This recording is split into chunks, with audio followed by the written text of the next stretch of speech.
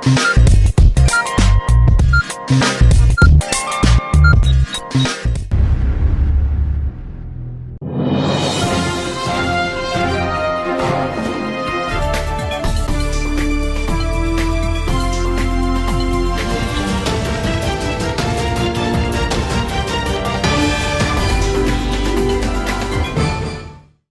मी Mayuri Bhalerao. ADN बातमीपत्रात आपले स्वागत. आजच्या दिवसभरात घडलेल्या घटनांचा आढावा आपण घेणारच आहोत. त्यापूर्वी एक नजर टाकूया आजच्या ठळक घडामोडींवर. नाथषष्ठी सोहळ्यात कोविड नियमांचे सर्वांनी पालन करण्याचे जिल्हाधिकारी सुनील चव्हाण यांचे आवाहन. नाथषष्ठी दिंडीतील वारकऱ्यांनी कोविड लस घेणे आवश्यक. एमआयएमच्या ऑफरने राजकीय घडामोडींना वेग. मुख्यमंत्र्यांच्या विधानावर खासदार जलील यांचा पलटवार.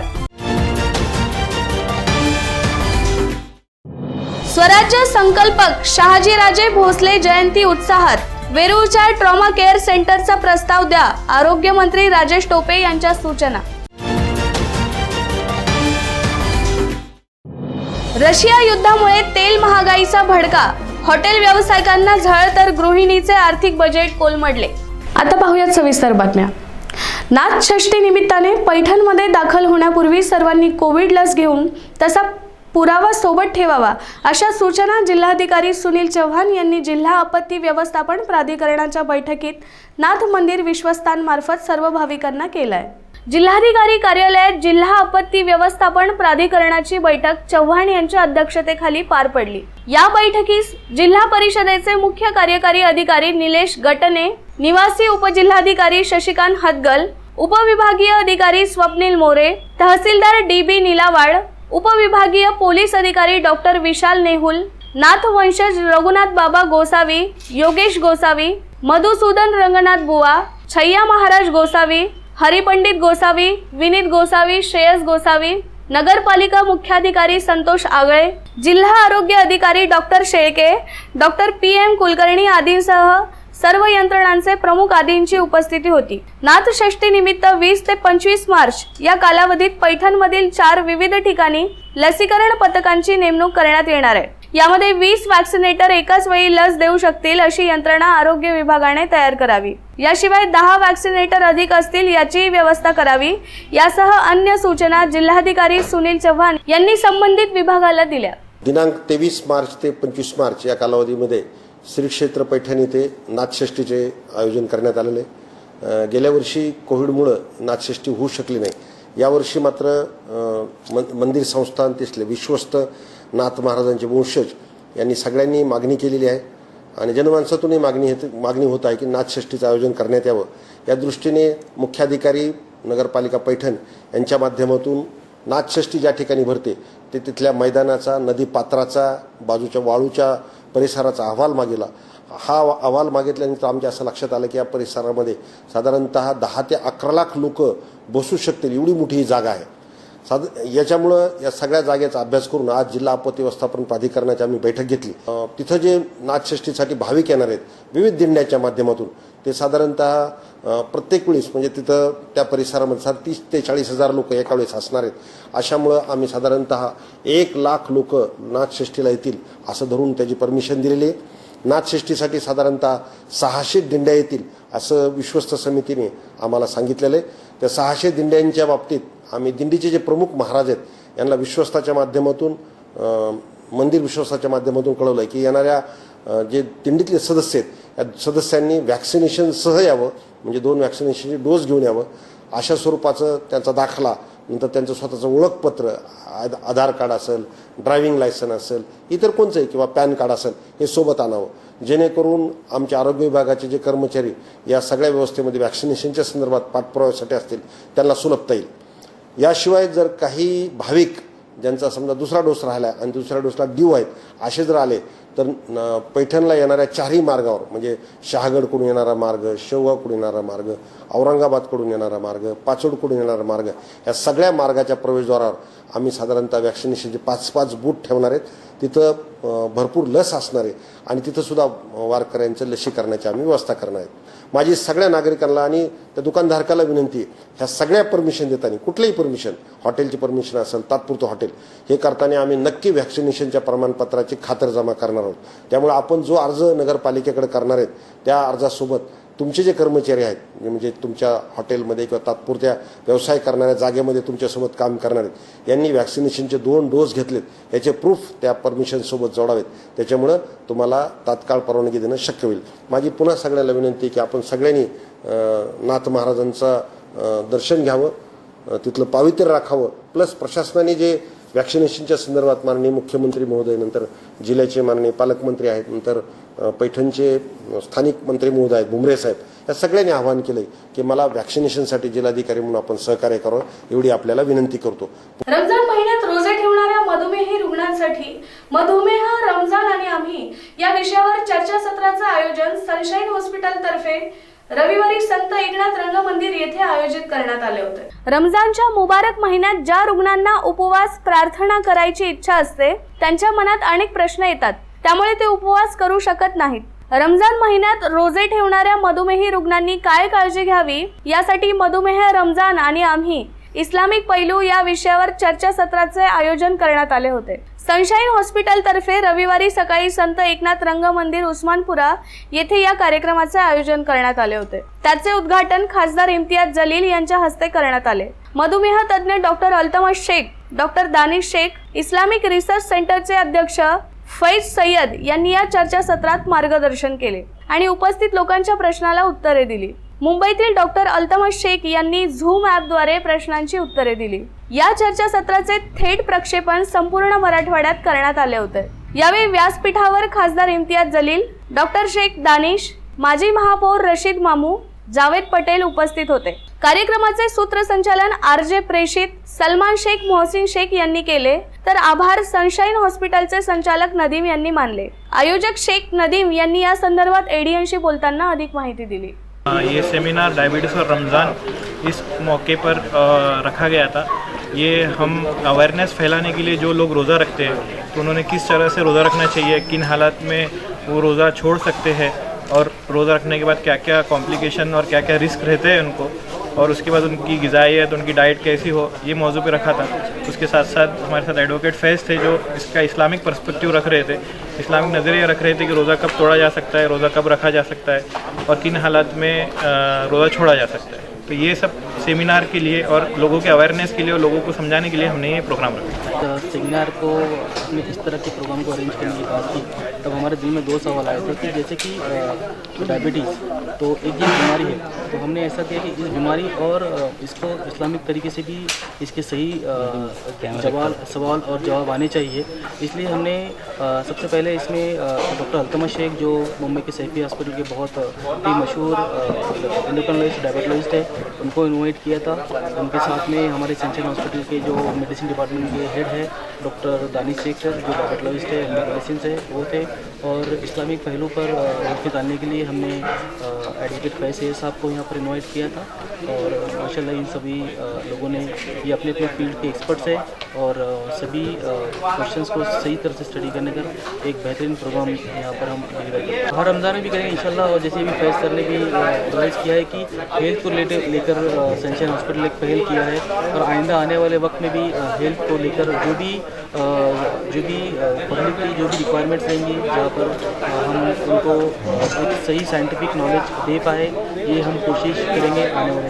रमजानच्या पवित्र महिन्यात मक्का, मदिना, उमरा यात्रेकरूंसाठी federation of Haj social workers आणि खिदमत हुजाज कमिटीच्या वतीने रविवारी दिवसभर प्रशिक्षण शिबिराचे आयोजन केले होते. रमजानच्या पवित्र महिन्यात मक्का, मदिना, उमरा यात्रेकरूंसाठी federation of Haj social workers of Maharashtra आणि खिदमत हुजाज कमिटीने प्रशिक्षण सत्राचे आयोजन केले होते. सदर प्रशिक्षण सत्र रविवार रोजी सकाळपासून सुप्रीम ग्लोबल स्कूल जवळ Amin hospital, Nagsen colony, Roshan gate येथे पार पडले आहे. यामध्ये खिदमत ए हुज्जाज कमिटीचे उपाध्यक्ष Sayyad Aziz Qureshi, federation of Haj social वर्कर्सचे अध्यक्ष सय्यद साजिद अनवर यांनी माहिती दिली। तो हमने इस साल ये हमने मशवरा किया और फैसला किया कि क्यों ना अपन तरबियती नशिस्त इस तरह से उम्रे की भी लें, जो रमज़ानुल मुबारक में हज को जाने वाले लोग हैं, क्योंकि हदीस शरीफ का मफ़हूम है कि जिसने रमज़ान में उम्रा किया उसने गोया मेरे साथ हज किया, नबी करीम सल्लल्लाहु अलैहि वसल्लम ने फरमाया। तो इतनी बड़ी सआदत एक ज़ायरीन उम्रा को मिलने वाली है, और उसको अगर उम्रे के अरकान मालूम ना हो या को वो चंद गलतियाँ कर लें, तो इसलिए हमने मशवरा किया और फिर federation of Haj social workers of Maharashtra और खिदमत हुज्जाज कमेटी के हमने तवस्सुत से ये तरबियती नशिस्तें ली है। पिछले इतवार को हमारी पहली नशिस्त हुई, अल्हम्दुलिल्लाह काफ़ी अच्छा रिस्पांस रहा, बहुत सारे लोगों ने शिरकत फरमाई और बहुत अच्छा उनको सीखने को भी मिला। इस बार दूसरी नशिस्त है हमारी इस इतवार को, और अल्हम्दुलिल्लाह अभी तक तो हमारी नशिस्त चल रही है और उम्रे का बयान अभी जारी है। इसके बाद हम एक और नशिस्त लेंगे आने वाले इतवार 27 मार्च को एक और नशिस्त लेंगे, और उसमें भी यही टॉपिक हम जो तो रखेंगे और इस तरीके से बात करेंगे इंशाअल्लाह। और ऐसा नहीं हुआ कि हज नहीं हुआ है, हज तो ज़रूर हुआ है, भले ही वो तादाद कम रही हो, लोकल के लोगों ने किया हो या कुछ भी हो, लेकिन बाहर के लोगों को नहीं बुलाएगा।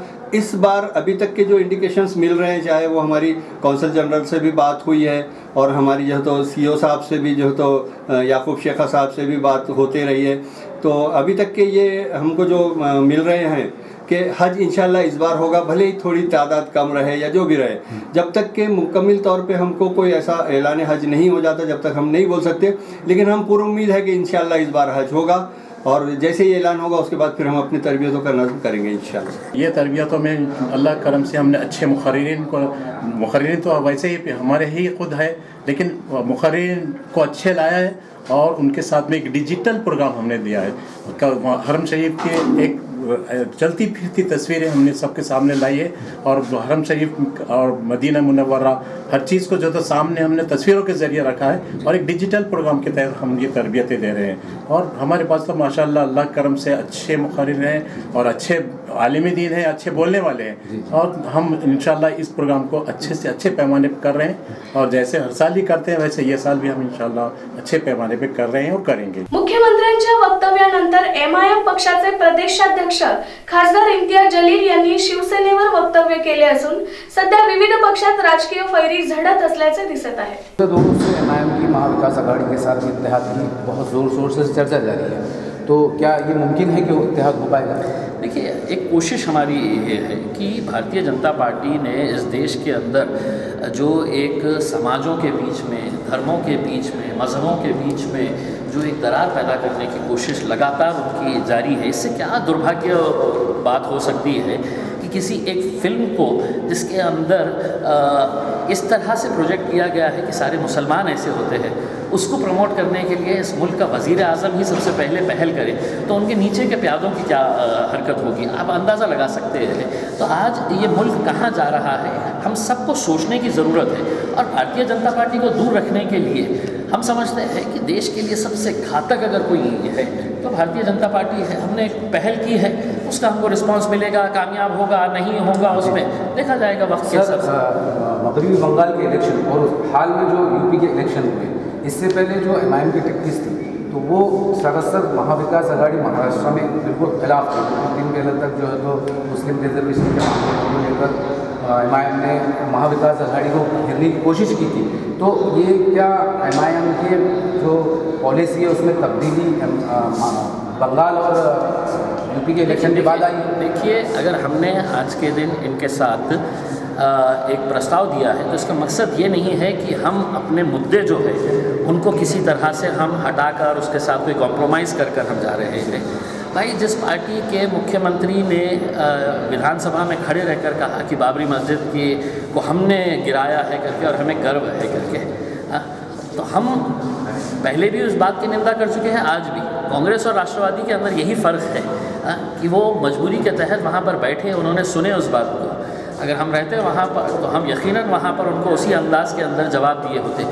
दूसरी बात ये है कि हम मुस्लिम रिजर्वेशन की बात तो ये बात क्या सिर्फ है तो एमआईएम ने करनी चाहिए।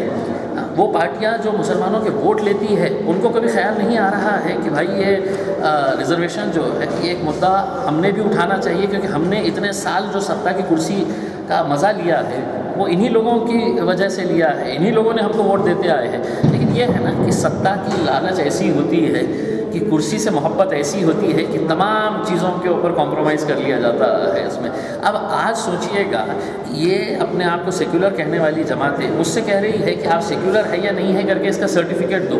तो मैं उनसे ये सवाल करना चाह रहा हूँ, जब शिवसेना के साथ गए थे, जिस शिवसेना ने मुंबई के अंदर खून की होली खेली थी, श्री कृष्णा कमीशन ने अपने उनके नेताओं के बारे में क्या क्या कहा था, अगर उनके साथ वो कॉम्प्रोमाइज़ कर सकते हैं तो किस बुनियाद के ऊपर वो हमसे कह रहे हैं कि आप सेक्युलरिज्म का सर्टिफिकेट लेके आओ और आपकी हैसियत क्या है, आप हमसे पूछ रहे हैं करके।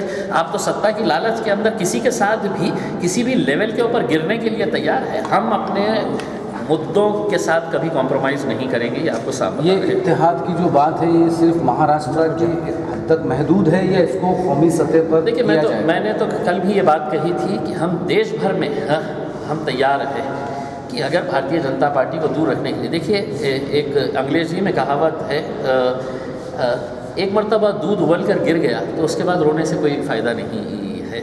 No point in crying over spilled milk बोलते हैं। तो अगर हम उत्तर प्रदेश के नतीजों को देखने के बाद अगर हम ये तय कर लेते हैं कि महाराष्ट्र के अंदर ऐसी नौबत ना आनी चाहिए, तो सभी को लेकर चलिएगा। और सिर्फ हम हमारी बात क्यों कर रहे हैं, हमारे प्रकाश अम्बेडकर साहब को भी, वंचित बहुजन आघाड़ी को भी उसके अंदर साथ ले लीजिएगा। उसमें बहुजन समाज पार्टी के अगर कुछ रहेंगे, समाजवादी की पार्टी के अगर कुछ रहेंगे, एक पावरफुल एक फोर्स तैयार करिएगा ताकि बीजेपी को ऐसा पछाड़ा जाए कि महाराष्ट्र के अंदर। आप तीसरे महाज की बात कर रहे हैं, तो ये तीसरे महाज का नेतृत्व करेगा कौन? कांग्रेस अब तक करती आई है। देखिए साहब, ये लड़ाई उनकी है, उसके अंदर हम सियासत में कुर्सी के लिए लड़े नहीं हैं कभी, वरना हैदराबाद के अंदर हमारा भी कई सालों से डिप्टी चीफ मिनिस्टर रहता, लेकिन हमने कुर्सी की लालच कभी की नहीं है। हम लोगों के बीच में जाकर हम लोगों के मुद्दे, और आज इस देश को बचाना सबसे अहम बात है। उस कुर्सी के ऊपर बैठेगा कौन, ये बाकी के जितने भी पार्टियां हैं ये आपस में तय कर लें। हम आपको साफ बताना चाहते हैं, हम उस कुर्सी के लालची नहीं है, हम उस कुर्सी के ऊपर बैठना नहीं चाहते हैं। हम अपने मुद्दों की लढाई लढ रहे हैं और आगे भी लढते रहेंगे। लेबर कॉलनी येथील सरकारी घरे पाडत असल्याच्या कारवाईला भाजपने जिल्हाधिकारी यांना जबाबदार धरले असून ते हेतू पुरस्सर ही कारवाई करत असल्याचा आरोप पत्रकार परिषदेत लावण्यात आलाय। जिल्हाधिकाऱ्यांनी ज्या पद्धतीनं मनमानी कारभार लावला, ठीक आहे, कोर्टाने उच्च न्यायालयाने दिलेले निकाल त्यांचा आम्ही अवमान करत नाही, परंतु एकीकडे देशामध्ये कल्याणकारी योजनेअंतर्गत आवास योजनेमार्फत निर्वासितांना, बेघरांना घर देण्याचं काम पंतप्रधान करताय, दुसरीकडे तुम्ही वसलेली लोक त्यांना विस्थापित न करता त्यांची घरं काढून गेले। 12वीची परीक्षा चालू असताना तुम्हाला कोर्टाने पिरियड या वेळेस तुम्ही तुमचा अधिकार गाजवू शकता असा दिलेला आहे, पण तुम्हाला काही एखादी धोरणात्मक निर्णय घेऊ नका असं कुठं कोर्टाने सांगितलंय का? मग तुम्ही राज्यातल्या सरकारनं, देशातले पंतप्रधान मोदींनी धोरणात्मक निर्णय घेऊन आवास योजना काढली, त्या आवास योजनेचं सुद्धा तुम्ही बट्ट्याबोळ लावला।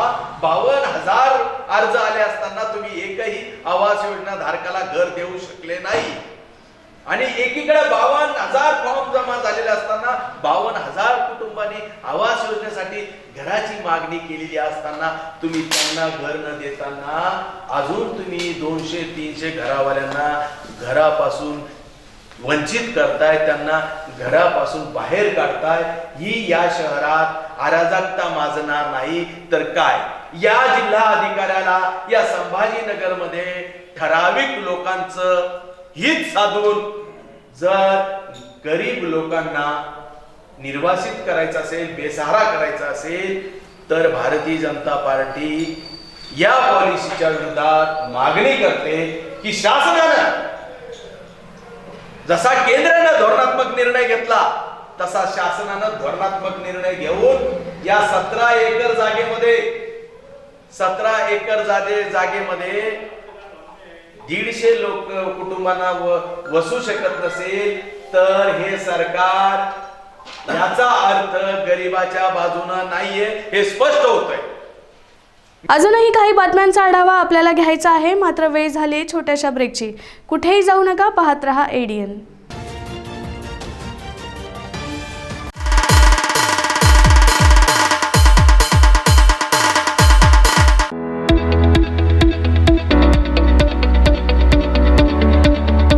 औरंगाबाद छावनी परिषद के सभी नागरिकों को सूचित किया जाता है कि छावनी परिषद द्वारा ई छावनी पोर्टल पर ट्रेड लाइसेंस, एम कलेक्ट, पट्टा नवीनीकरण, जन शिकायत निवारण, ऑनलाइन भुगतान, जन्म एवं मृत्यु प्रमाण पत्र, पानी एवं सीवरेज संबंधन हेतु ऑनलाइन आवेदन जैसी सुविधाएं ऑनलाइन उपलब्ध कराई गई है। नागरिकों के लिए ई छावनी पोर्टल पर ऑनलाइन भुगतान हेतु निम्नलिखित विकल्प उपलब्ध कराई गई है: net banking, credit card, wallet, UPI QR code, debit card. अतः औरंगाबाद छावनी के सभी निवासियों के एहतियात द्वारा यह अनुरोध किया जाता है कि ऊपर दिए गए सभी सुविधाओं का लाभ उठाने हेतु उक्त पोर्टल में ऑनलाइन भुगतान हेतु का उपयुक्त विकल्पों का उपयोग करें। अधिक जानकारी के लिए छावनी परिषद कार्यालय में संपर्क करें।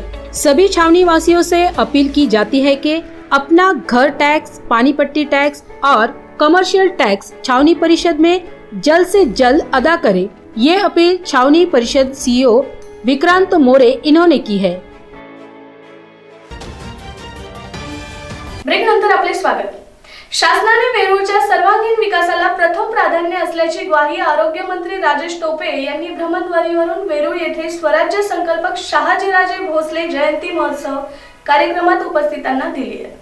स्वराज्य संकल्पक शहाजीराजे भोसले जयंती महोत्सव कार्यक्रमात आरोग्य मंत्री राजेश टोपे भ्रमणध्वनीवरून बोलत होते. मंत्री टोपे म्हणाले, स्मारकाच्या कामांसाठी सदैव स्मारक समितीच्या सोबत आहे. वेरूळ येथील आरोग्याच्या दृष्टीने आवश्यक त्या सर्व सुविधा पुरवण्यासाठी आरोग्य विभाग सक्षम असल्याचे सांगत वेरूळच्या विकासाला प्राधान्य असल्याचे टोपे म्हणाले.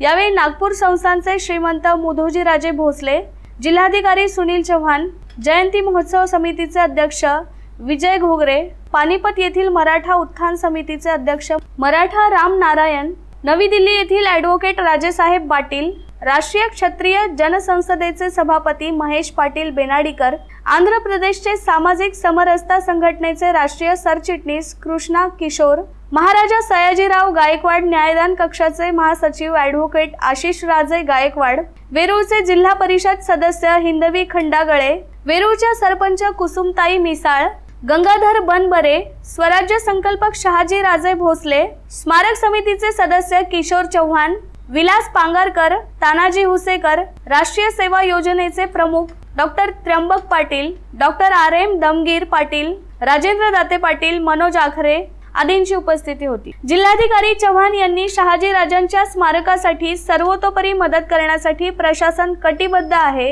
या स्मारकाच्या उद्धारासाठी प्रशासनाने 1,41,00,000 रुपयांच्या कामांना प्रशासकीय मान्यता दिली आहे. सुंदर आणि जागतिक पातळीवरील स्मारक व्हावे यासाठी प्रशासन प्रयत्न करत असल्याचेही त्यांनी यावेळी सांगितले. वेरूळच्या ट्रॉमा केअर सेंटरचाही लवकरच प्रस्ताव पाठवू असेही जिल्हाधिकारी चव्हाण यांनी यावेळी सांगितले. कार्यक्रमात परराज्यातून आलेल्या सर्व मान्यवरांनी भावना व्यक्त करत शहाजीराजांच्या स्मारकास अभिवादन केले.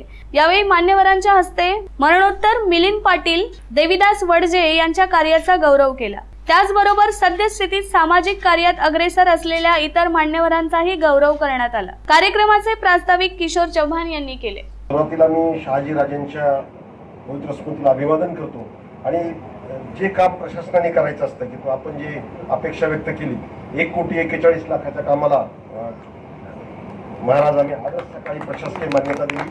त्याचे आदेशही आम्ही किशोरला दिलेत आणि हे जे स्मारक आहे आता जे तुम्ही ग्रेनाइटमध्ये केलंय त्याला सगळ्याला ॲश्लर स्टोनमध्ये घडीव दगडामध्ये आणि जसं पूर्वीच्या काळी महाराजांच्या काळात बांधकामाच्या चुन्यात बेल टाकून गुळ टाकून तसं काम केलं जाईल. याच्यासाठी आम्ही स्पेशल आर्किटेक्ट नेमलेले आहेत. हे काम आपण इमिजिएटली सुरू करतोय. याबद्दल मी जिल्ह्याचे माननीय पालकमंत्री महोदय देसाई साहेब आणि राज्याचे मुख्यमंत्री महोदय यांचा आभारी. काही पैसे आपण राज्य सरकारचे घेतलेत, काही पैसे आपण काही खाजगी कंपन्या आहेत त्यांनी 60 लाख रुपये दिलेत. म्हणजे असं करून आपण हे स्मारक पूर्ण करणार आहेत. एक मागणी आपल्या गावाने आमच्याकडे केली होती ट्रॉमा केअर सेंटरची. आपण माननीय आरोग्यमंत्री साहेबांचं भाषण ऐकलं, परंतु जिल्हाधिकारी म्हणून त्याचा प्रस्ताव पाठवणं, त्याचा पाठपुरावा करणं हे काम मी नक्की करेन. द काश्मीर फाईल्स हा चित्रपट भाजपचे हर्षवर्धन केनेकर यांच्या मार्फत रविवारी आणि सोमवार या 2 दिवस दाखवण्यात येणार आहे. एडियनशी बोलताना त्यांनी अधिक माहिती दिली आहे. द काश्मीर फाईल्स मूवी दाखवण्याचा आमचा उपक्रम आम्ही राबवतोय.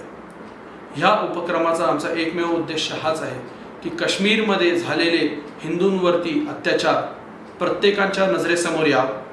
तिकडच्या काश्मीरी पंडितवरती झालेले सगळे अत्याचार त्यांचा आवाज बनून आज आम्ही संभाजीनगरच्या युवक आणि युवतींसमोर ते आवाज बनून आज आम्ही उभं राहण्याचा प्रयत्न करतोय. आपल्या हिंदूंवरती झालेले असे अनेक अत्याचार, किती काही अत्याचार आहे जे अजून आपल्या लोकांना माहितीही सुद्धा नाही. पण एक हा आमचा जो प्रयत्न आहे जो आज आम्ही करतोय, याला कृपया करून आपल्या सर्व युवक आणि युवतींनी आम्हाला साथ द्यावं आणि सर्वांनी मिळून हा मूवी बघावा, ही अशी आम्हाला नम्रपूर्ण विनंती आमची तुम्हाला सगळ्यांना. हा जो उपक्रम आम्ही जो राबवतो आहे याच्यामध्ये आम्ही E² अभिनय टॉकीज आणि प्रोझोन असे 2 थिएटर मिळून आम्ही 3 शोज ऑर्गनाईज करतोय, जे संडे आणि मंडे, रविवार आणि सोमवार असे 2 दिवस चालणार आहे. याच्यामध्ये आम्ही ऑलरेडी Google फॉर्म्सद्वारे फॉर्म्स आम्ही प्रकाशित केले आहे आणि सर्वांनी तो फॉर्म भरावा आणि त्यांना त्या तिकीट बाबतीत आणि त्या शो बाबतीत माहिती त्यांना व्हॉट्सॲप केली जाईल. बाकी आजचा जो शो आहे, आजचा शो तर सायंकाळी 6:30 वाजता अभिनय E² मध्ये सगळे या. ज्यांना मेसेज आला, ज्यांनी फॉर्म भरला त्यांच्यासाठी आमच्या तिकीट्स ऑलरेडी बुक झालेले आहे आणि त्यांना तिकडे सायंकाळी 6:30 वाजता त्यांना त्यांचे तिकीट भेटून जातील. कर्नाटक न्यायालयाने हिजाब प्रकरणावर दिलेल्या निर्णयाच्या विषयावर चर्चा करण्यासाठी मुस्लिम नुमाइंदा कौन्सिलच्या वतीने 21 मार्च रोजी बैठकीचे आयोजन केले आहे. या बैठकीत सर्व पक्ष संघटनांच्या प्रतिनिधींनी सहभागी होण्याचे आवाहन सलीम सिद्दीकी यांनी एडियनच्या माध्यमातून केले. कर्नाटक हाई कोर्ट का फैसला आ चुका है जिसमें हिजाब पहनकर क्लासरूम में जाने पे उन्होंने ममानत की है. ये इस्लाम के ख़िलाफ़ है.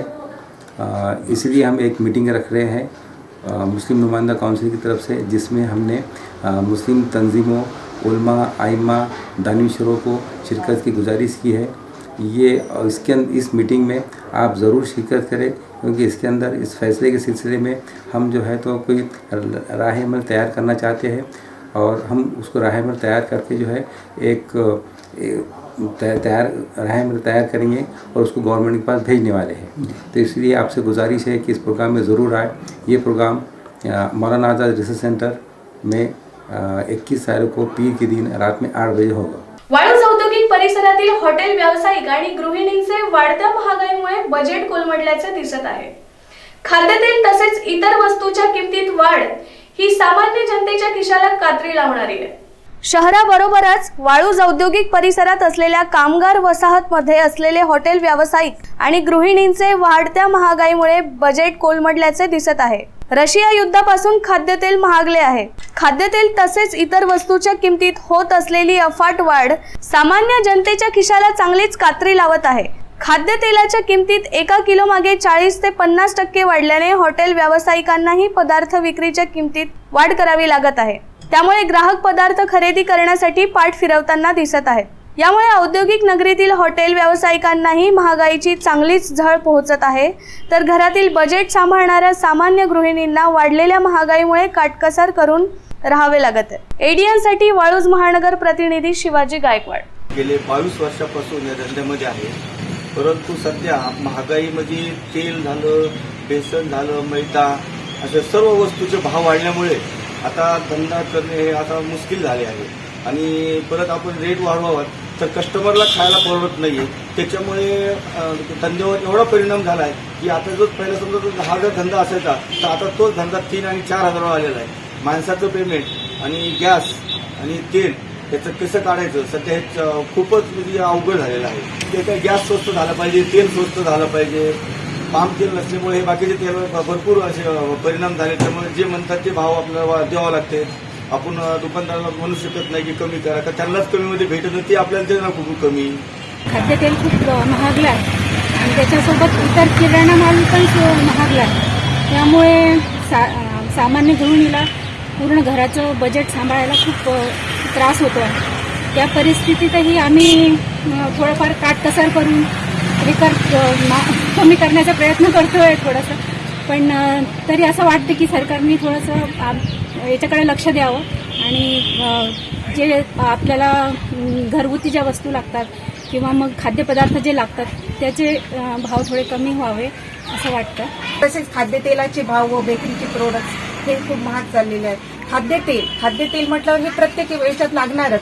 काय खावं काय नाही खावं हे सुद्धा आम्हाला कळलेलं पाहिजे. आणि ही जी पिशवी जेव्हा 90 ते 100 रुपयाला मिळत होती, आता हीच पिशवी आपल्याला बाजाराचे भाव बघता ती काही त्यांना थोडीच स्वस्त मिळते, पण त्यांना काही कारणास्तव एवढी महाग विकावं लागते. 180, 190, 170 अशा प्रकारे झालेली आहे. तर आम्ही हे कसं खावं काय करावं असं वाटतं केव्हा केव्हा तर काही एक टाईमचं जेवणच सोडावं की काय असं वाटतं. म्हणून मी सरकारला विनंती करते की खरंच कृपा करून मी त्यांना विनंती करते एवढी की सर्व जनतेकडे, इथं तर जनता कोणी हजर असेल नसेल पण त्यांच्या तर्फे मी सगळ्यांना सांगू इच्छिते आणि त्यांना एवढंच म्हणते की तेलाचे भाव खरंच खूप कमी करा. ही माझी तुम्हाला कळकळीची आणि नम्रतेची विनंती आहे. जनता गोरगरीब ही खाऊ शकेल. शहरातील 9वी मध्ये शिकणाऱ्या हर्षल गुणवानी या विद्यार्थ्याने पासवर्ड आणि बॅटरीवर चालणारी गो कार्ट बनवली आहे. त्याच्या या निर्मितीची संपूर्ण शहरात चर्चा होते. औरंगाबादच्या 9वी मध्ये शिकणाऱ्या हर्षल गुणवानी या विद्यार्थ्याने पासवर्ड आणि बॅटरीवर चालणारी गो कार्ट बनवली आहे. त्याच्या या गो कार्टची संपूर्ण शहरात चर्चा होत आहे. हर्षलला लहानपणापासूनच कार बनवण्याची आवड होती. हर्षलचा छंद पाहून वडिलांनी त्याला दिल्लीला घेऊन गेले. तिथे त्याने बॅटरीवर चालणाऱ्या कार्टिंग्स पाहिल्या आणि आपल्यालाही अशीच गो कार्ट बनवायचा निश्चय त्याने बाळगला होता. त्यानंतर औरंगाबादमध्ये आल्यावर त्याने गो कार्ट तयार करायला सुरुवात केली आणि ती सततही उतरवली. विशेष म्हणजे ही गो कार्ट पासवर्डवर चालते. यामध्ये 48 व्होल्ट 38 AMP ची बॅटरी बसवण्यात आली आहे. ही बॅटरी 6 तासात चार्ज होऊन 50 किलोमीटर धावते. हर्षल गुणवानी हा विद्यार्थी शिवाजीनगर गारखेडा परिसरातल्या एमराल्ड सिटी येथे राहतो आणि स्टेपिंग स्टोन शाळेत इयत्ता 9वी मध्ये शिक्षण घेत आहे. तो जेव्हा आपली ही गो कार्ट घेऊन मार्केटमध्ये जातो त्यावेळेस लोक त्याला आश्चर्याने बघतात, त्याच्या बुद्धिमत्तेचे कौतुक करतात. हर्षल यावरच थांबणार नसून आपण यामध्ये अजून बदल करणार असल्याचे त्याने एडीएनशी बोलताना सांगितले. ये आइडिया मुझे एक बार मैं गो कार्टिंग करने गया था पापा के साथ, तो उससे आइडिया मुझे आया कि मुझे भी गो कार्ट ऐसी एक बनानी चाहिए. पहले मैंने स्टार्टिंग में प्लाईवुड के ऊपर ट्राई किया था लेकिन वो इतना सक्सेसफुल नहीं हुआ. फिर मैंने इसको मेटल के अंदर से ट्राई किया है. ये पासवर्ड से अनलॉक होती है कार, इसके लिए कीलेस कार है ये. तो जैसे ही हम यहाँ पे पासवर्ड डालते हैं तो कार चालू हो जाती है. इसके अंदर हॉर्न है, हेडलाइट है और ये पासवर्ड है और रिवर्स का भी ऑप्शन है. ये मोटर मैंने 48 वोल्ट 750 वाट्स की यूज़ की है और जो बैटरी है 48 वोल्ट 30 एम्पियर्स की बैटरी है. और ये जो स्टीयरिंग मैकेनिज़्म है वो सिंपल स्टीयरिंग मैकेनिज़्म है. 80,000 का खर्चा आया है अब तक. यहाँ पे ये डिस्क ब्रेक लगाए हैं क्या? हाँ, टायर, ये दोनों टायर्स आपस में कनेक्टेड है.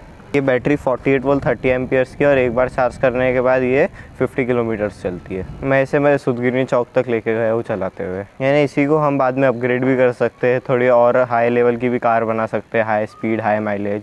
शिवसेना उपनेते सचिन अहिर यांच्या वाढदिवसानिमित्त भव्य रक्तदान शिबिराचे आयोजन रविवारी श्री साई भवन हडको येथे करण्यात आले होते. शिवसेना प्रवक्ते, भारतीय कामगार सेना सरचिटणीस तथा पुणे जिल्हा संपर्क प्रमुख सचिन अहिर यांच्या 50व्या वाढदिवसानिमित्त भव्य रक्तदान शिबिराचे आयोजन करण्यात आले. सचिन भाऊ अहिर युथ फाउंडेशन, औरंगाबादचे ज्ञानेश्वर कोलते यांनी विभागीय रक्तपेढी घाटी हॉस्पिटल औरंगाबाद यांच्या सहकार्याने दिनांक 20 मार्च रविवारी श्री साई भवन दीपनगर हडको N11 औरंगाबाद येथे रक्तदान शिबिराचे आयोजन करण्यात आले. दुपारपर्यंत 40 जणांचे रक्त संकलन झाले होते. 100 रक्त संकलित करण्याचे उद्दिष्ट ठेवले होते. यावेळी माजी महापौर नंदकुमार घोडेले, कामगार नेते ज्ञानेश्वर कोलते, सोमनाथ घोडतुरे, राहुल खरात यांच्यासोबत सचिन अहिर युथ फाउंडेशनचे कार्यकर्ते उपस्थित होते. महारक्तदान शिबिराचं या ठिकाणी आयोजन करण्यात आले. सर्वप्रथम सचिन अहिर यांना मनापासून शुभेच्छा देतो. सचिन अहिर आप जियो हजारों साल के दिनों 50,000. खऱ्या अर्थाने एक चांगलं मित्रमंडळ सचिन भाऊ अहिर यांचं त्या संभाजीनगरमध्ये या ठिकाणी काम करत असताना अतिशय स्तुत्य उपक्रम राबवत असतात. मग दिवाळीचा सण असेल, छत्रपती शिवाजी महाराजांची जयंती असेल, कोणतेही या ठिकाणी उपक्रम असतील तर सामाजिक बांधिलकीतनं या ठिकाणी सचिन भाऊ अहिर मित्रमंडळ या ठिकाणी काम करत असतं. त्यांचं हे कार्य कौतुकास्पद आहे. आज आपण बघतोय की प्रचंड प्रतिसाद या महारक्तदान शिबिराला या ठिकाणी मिळालेला आहे आणि मला वाटतं रक्ताचा एक थेंब जो जीवन आणि मृत्यूच्या या ठिकाणी काठावर असतो त्याचे प्राण या ठिकाणी वाचवतो आणि पुण्य आणि पवित्र काम या ठिकाणी सचिन भाऊ अहिर यांच्या जन्मदिवसाच्या निमित्ताने होत असताना त्या शिबिराला मनपूर्वक या ठिकाणी शुभेच्छा देतो. जास्तीत जास्त या ठिकाणी या शिबिरामध्ये आपण रक्तदान करावं असं आवाहन सुद्धा करतो आणि आयोजकांचं मनापासून अभिनंदन करतो. शेवटी परत एकदा एक नजर टाकूयात आजच्या ठळक घडामोडींवर. नाथषष्ठी सोहळ्यात कोविड नियमांचे सर्वांनी पालन करण्याचे जिल्हाधिकारी सुनील चव्हाण यांचे आवाहन. नाथषष्ठी दिंडीतील वारकऱ्यांनी कोविड लस घेणे आवश्यक. MIMच्या ऑफरने राजकीय घडामोडींना वेग. मुख्यमंत्र्यांच्या विधानावर खासदार जलील यांचा पलटवार. स्वराज्य संकल्पक शहाजीराजे भोसले जयंती उत्साहात. वेरूळच्या ट्रॉमा केअर सेंटरचा प्रस्ताव द्या, आरोग्यमंत्री राजेश टोपे यांच्या सूचना. रशिया युद्धामुळे तेल महागाईचा भडका. हॉटेल व्यावसायिकांना झळ तर गृहिणीचे आर्थिक बजेट कोलमडले. जागतिक महिला दिनानिमित्त एडियन आणि शिवसेनेच्या संयुक्त विद्यमाने घेण्यात आलेल्या महिला मेळाव्याचे प्रक्षेपण दुपारी 3:15 एडियन चॅनलवर प्रसारित करण्यात येणार आहे, तर पाहायला विसरू नका. याबरोबरच हे बातमीपत्र येथे संपलं. पुन्हा भेटूया पुढील बातमीपत्रात. तोपर्यंत पाहत रहा औरंगाबादकरांचं हक्काचं न्यूज चॅनल एडियन.